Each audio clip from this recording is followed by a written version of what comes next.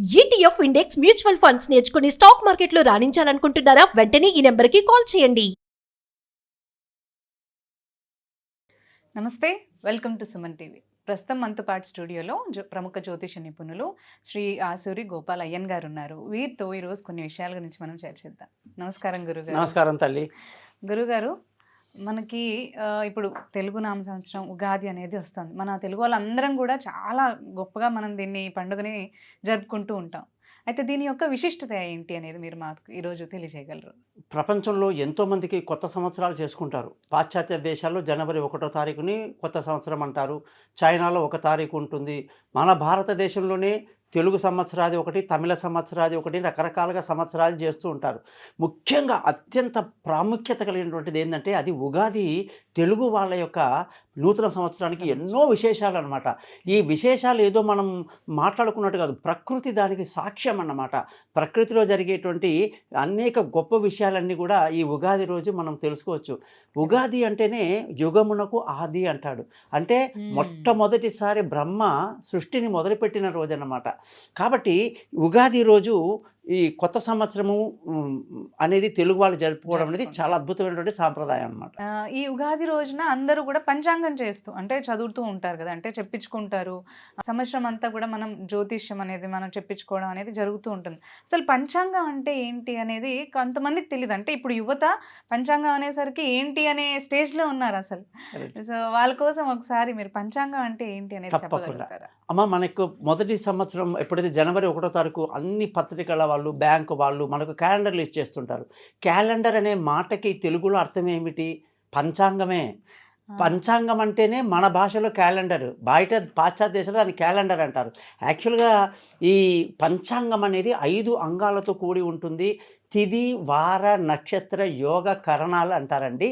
ఈ తిథి, వారము, నక్షత్రము, ఇన్ని 5 ఐటమ్స్ ఒక రోజులో మనకు ఉంటుందన్నమాట. ఆ రోజుని మనము కరెక్ట్గా చూసుకొని ఆ యొక్క మంచి పని, చెడు పని చేయడానికి అనుకూలమైనటువంటి క్యాలెండర్. ఈ పంచాంగం అనేది మొట్టమొదటి రోజున, ఉగాది రోజున ఎలా స్టార్ట్ అయిందనేది మీకు చెబితే చాలా ఆశ్చర్యపోతారన్నమాట. కాబట్టి ఈ క్యాలెండర్ అనేది ప్రతి ఒక్కరింట్లో పంచాంగం ఉండాలి, పంచాంగాన్ని పూజించాలి. ప్రతిరోజు లేవగానే ఈరోజు ఏంటి తిథి, ఈరోజు నక్షత్రం ఏమిటి, వారం ఏమిటి, యోగం ఏమిటి, కరణం ఏమిటి, రాహుకాలము, యమగండం, ఇవి చూసుకొని మన పని మొదలు పెడితే అన్ని శుభాలు జరుగుతాయని చెప్పేసి 365 రోజులకు మన దగ్గర ఒక మంచి పట్టిక ఉంటుంది. అదే పంచాంగం. ప్రతి ఒక్కరు దాన్ని ఇంట్లో పూజించుకొని దగ్గర పెట్టుకుంటే మంచిదమ్మా. అది ప్రతి ఒక్కరు తెలుసుకోవాలి గురుగారు. నిజంగానే ఇప్పుడు వాళ్ళందరికీ క్యాలెండరే చూస్తూ ఉంటారు. సో ఇవన్నీ కూడా తెలుసుకుంటే ఇంకా మంచిది అనుకుంటాను, నాకు తెలుసు. అయితే మనకి ఇది విశ్వవాసు నామ సంవత్సరం అని అంటూ ఉంటాం. దీని యొక్క విశిష్టత అంటే ఈ నామ సంవత్సరంలో మనకి ఎలాంటి జరగబోతున్నాయి అంటారు? అంటే ఎలా ఉంటుంది అందరికీ కూడా? అవునమ్మా, యాక్చువల్గా ఏంటంటే ఈ సంవత్సరంలో 30వ తారీఖు మార్చి ఆదివారం నాడు మనం ఉగాది పండుగ చేయబోతున్నాం. ఈ ఉగాది యొక్క ప్రత్యేకత ఏమిటంటే మొట్టమొదటి వారంలో మొదటి రోజు చెప్పండి, ఆదివారం. మరి ఆదివారం అన్నప్పుడు మొట్టమొదటి తిథి ఏమిటి? పాడ్యమి తిథి అంటాం. మొట్టమొదటి తిథి వారము ఆదివారం. నక్షత్రం ఏమిటి? మొట్టమొదటిది అశ్విని నక్షత్రం. 27 నక్షత్రాలు ఉంటాయి.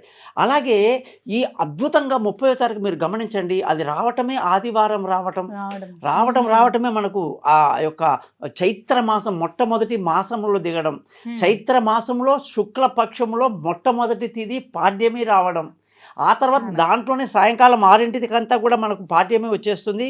అలాగే ఆ రోజు మనకి కంప్లీట్గా ఈ వారము ఉంటుంది, తిథి, నక్షత్రము, యోగకరణాన్ని మొట్టమొదటిగా స్టార్ట్ అవుతాయి అన్నమాట. అలా క్యాలెండర్లో అదే రోజు రావటం అనేది మనకు చాలా గొప్ప విషయం అన్నమాట.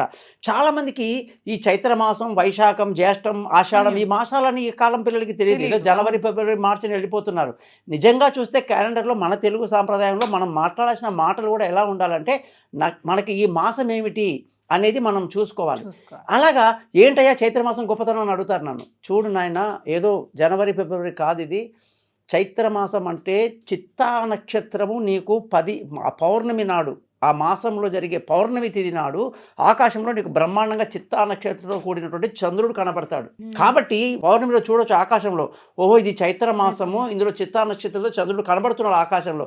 ఇంత అద్భుతమైనటువంటి మనకి ఉదాహరణ దృశ్యం కనిపించడం అనేది ప్రపంచంలో ఏ క్యాలెండర్కి లేనంత గొప్పతనం మన క్యాలెండర్కి ఉందన్నమాట.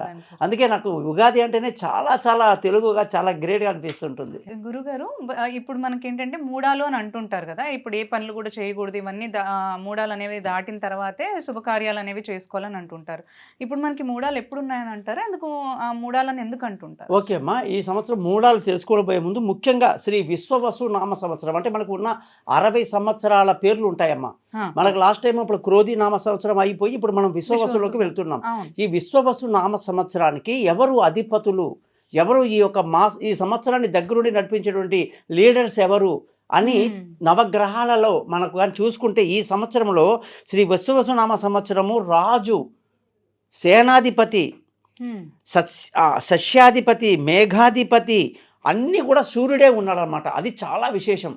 అంటే మొత్తం గ్రహాలకి అధిపతి సూర్యుడు ఈ సంవత్సరాన్ని ఆయన చేతిలో పెట్టుకున్నాడు. మొత్తం పోర్ట్ఫోలియో అంతా ఆయన చేతిలో ఉంది. కాబట్టి ఇప్పుడు నరేంద్ర మోదీ గారి చేతిలో అన్ని పోర్ట్ఫోలియో ఉంటే మనకు చాలా గ్రేట్ అనిపిస్తుంది. అబ్బా ఈయన వీటి మీద చాలా ఎక్కువ ఫోకస్ చేస్తాడు. రాజు చేతిలో ఉంది కాబట్టి ఇంకా ఎవరి చేతిలో ఏదో పోర్ట్ఫోలియో ఉంటుంది. కానీ డైరెక్ట్గా మనకు మన ప్రధానమంత్రి చేతిలో ఉందంటే ఓహో దాని మీద ఎక్కువ వీళ్ళు ఫోకస్ చేయబోతున్నారు, దేశానికి ఇదేదో ఈ రంగంలో మనం పైకి వస్తాం అనేటువంటి ఆలోచన వస్తుంది. అలాగే సూర్యుడు ఈసారి అధిపతిగా ఉండి మొత్తం తన చేతిలో పెట్టుకున్నాడు. రాజు ఆయననే, సేనాధిపతి ఆయననే, మేఘాధిపతి, ఆర్ఘాధిపతి అన్నీ ఆయనే, అంటే వర్షాలకు అన్ని అధిపతి కూడా. అలాగే ఈ సంవత్సరంలో చంద్రుడు మంత్రి, అది తర్వాత పూర్వ సస్యాధిపతి అంటారు, అది గురువు అన్నమాట. అలాగే అపర సస్యాధిపతి వచ్చేసి మనకి కుజుడు. అలాగే రసాధిపతి శని. మొత్తం ఈ సంవత్సరం మొత్తానికి కూడా మనకి నీరసాధిపతి అంటారు, దాన్ని బుధుడు అని చెప్తారనమాట. సో వీళ్ళందరూ ఈ యొక్క సంవత్సరాన్ని చక్కగా దగ్గరుండి నడిపించబోతున్నారనమాట. ముఖ్యంగా మీరు అడిగిన ప్రశ్న ఏంటంటే మూఢాలు కానీ చూసుకుంటే మనకు 10వ తారీఖు జూన్ నెల 2025 నుంచి 8వ తారీఖు జూలై నెల 2025 వరకు గురుమౌఢ్యం అనేది ఉందమ్మా. ఈ గురుమౌఢ్యంలో ఏమవుతుందంటే గురువుతో సూర్యుడు కలిసి ప్రయాణించే సమయం అన్నమాట. అది సూర్యుడు గురువు కలిస్తే ఆ సమయంలో శుభకార్యాలు చెయ్యరు. అందుకే దీనికి మూఢాలు అని పేరు. మౌఢ్యము అంటారు మామూలుగా, అయితే మూఢాలు అని మనం తెలుగులో మాట్లాడతాం. ఈ మూఢాల సమయంలో మీకు పెళ్లి వ్యవహారాలు కానీ, గృహప్రవేశం కానీ, ముఖ్యమైన కార్యక్రమాలు అన్నీ రద్దు చేయబడతాయి. క్యాలెండర్లో మీకు శుభకార్యాలు ఉండవు. అలాగే మనకు మళ్ళీ శుక్రుడి యొక్క మూఢం ఉంటుంది. రెండే ఉంటాయి మూఢాలు, ఒకటి గురుమూఢం, 2 శుక్రమూఢం. సో గురువుతో మనకు చెప్పిన డేట్ అయిపోయింది. ఇప్పుడు శుక్రుడితో ఎప్పుడు ఉంటుందంటే 30 నవంబర్ 25 నుంచి 13వ తారీఖు ఫిబ్రవరి 26 వరకు శుక్రుడు సూర్యుడు కలిసి ప్రయాణించేటువంటి సమయం కాబట్టి ఆ టైంలో మనకి శుభకార్యాలు ఉండవు. కాబట్టి గురువు శుక్రుడు అతి ముఖ్యమైనటువంటి శుభగ్రహాలు. ఆ గ్రహాలతో సూర్యుడు ప్రయాణించినప్పుడు ఆటోమేటిక్గా మనకు ఆ టైంలో ఎటువంటి శుభకార్యాలు చేయకూడదు అనమాట. గురుడు శుక్రుడు శుభకార్యాలకే అంటే మంచి గ్రహాలనే అంటుంటారు. వాటితో సూర్యుడు ప్రయాణిస్తే మనకి మూడాలని అంటారు. ఈ సంవత్సరం మనకి సూర్య చంద్ర గ్రహణాలు ఎప్పుడున్నాయి గురుగారు? యాక్చువల్గా అమ్మ ఈ సంవత్సరం అసలు గ్రహణాలే లేవు. సూర్య చంద్ర గ్రహణాలు మన భారతదేశంలో కనిపించదన్నమాట. సో మనకి ఎప్పుడు గుర్తుపెట్టుకోండి, చాలామందికి ఇది ఒక సందేహం ఉంటుంది. జ్యోతిష శాస్త్రంలో చాలామంది అనేక రకాల కొత్త ప్రయోగాలు చేస్తుంటారు. ఎక్కడో జపాన్లో మనకు ఏదో గ్రహణం వస్తే అది ఇండియాకి సంబంధం ఉంటుంది. ఎందుకంటే సూర్యోదయం అనేది ప్రతి క్షణం ఎక్కడో ఒక దేశంలో అవుతూనే ఉంటుంది. ఒక్క క్షణానికి ఒక సూర్యోదయం జరుగుతూ ఉంటాడు. సూర్యుడు అన్ని దేశాల్లో సూర్యోదయం అవుతూ ఉంటుంది.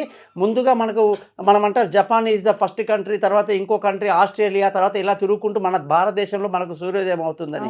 మనది అయిపోగానే పక్కన ఇంకో దేశం ఉంటుంది, అక్కడ సూర్యోదయం అవుతుంది. అలా సూర్యుడు 24 గంటలు తిరుగుతూ ఉంటాడు. 24 గంటలు భూమి తిరగడం వల్ల సూర్యాస్తం అవుతుంది. మన సూర్యోదయాన్ని మనం లెక్క చేస్తాం కానీ మన గడియలు ఎప్పుడు సూర్యుడు ఉదయించాడో ఆ టైంలో మనం ఆర్గ్యం ఇవ్వడమో చేయడం చేస్తాం. కానీ ఎక్కడెక్కడ ఉదయిస్తే అక్కడంతా మనం వెంట పరిగెత్తాం కదా.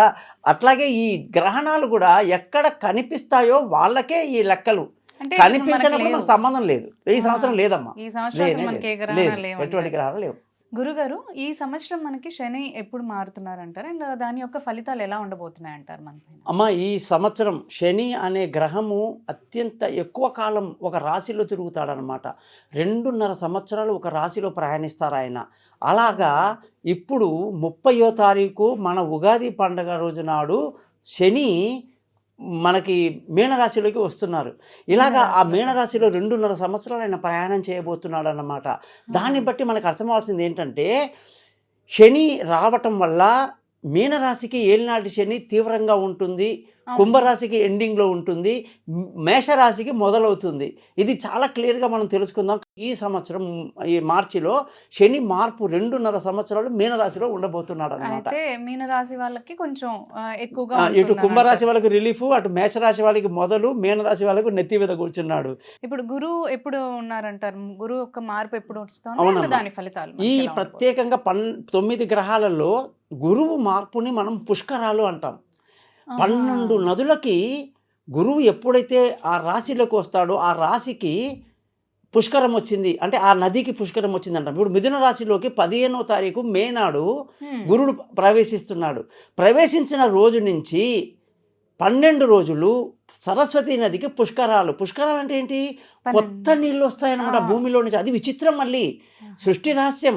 మామూలుగా ఉన్న నదీ జలాలు మామూలుగా ఉండవు, కొత్తగా నీళ్లు పుట్టుకొస్తాయి అన్నమాట. అది గురుగ్రహం యొక్క మార్పులో వచ్చి జరిగింది. ఈ గురుగ్రహం వల్ల మనకి ఏమవుతుందంటే ఖచ్చితంగా ఈ యొక్క 15వ తారీఖు మే నుంచి 26వ తారీఖు మే వరకు పుష్కరాలు ఉంటాయన్నమాట. అప్పుడు మిథున రాశిలో 1 ఇయర్ గురువు ప్రయాణిస్తూ ఉంటాడు. అయితే మంచిగా మంచిది, చాలా మంచిది. గురుగారు, రాహు ఇంకా కేతు యొక్క స్థానం మనకి అవునమ్మా. 18వ తారీఖు మే నెల 2025 నాడు రాహు కేతు ఇద్దరు కూడా మీనరాశి నుంచి రాహు కుంభరాశికి వస్తున్నాడు, కన్యా రాశి నుంచి కేతు సింహరాశిలోకి వస్తున్నాడు. సో వీళ్ళు అపసవ్య దిశలో తిరుగుతారన్నమాట. పైనుంచి కిందికి వస్తుంటారు, యాంటీ క్లాక్ వైజ్ అంటారు. సో ఎప్పుడైతే రాహు మీన నుంచి కుంభంలోకి దిగాడో ఇక్కడ ఆటోమేటిక్గా కేతు వచ్చేసి కన్యా నుంచి సింహంలోకి వెళ్తున్నాడు. సో వీళ్ళిద్దరు ఈ స్థానంలో ఉండడం వల్ల ఈ రాహుకి కుంభరాశి చాలా మంచిది, కేతుకి సూర్యుడి యొక్క రాశి సింహరాశి అంత మంచిది కాదు. ఇది 12 రాశులకు వాటి ప్రభావం ఎలా ఉందో మనం రాబోయే సంచి కూడా తెలుసుకుందాం.